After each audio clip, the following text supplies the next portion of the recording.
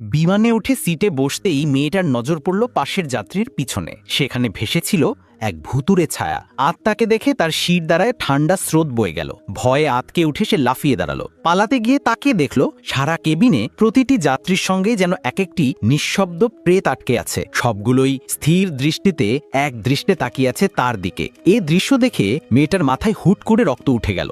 আত্মহারা হয়ে সে ছুটে যেতে লাগলো চলন্ত বিমান থেকে ঝাঁপিয়ে পড়ার জন্য।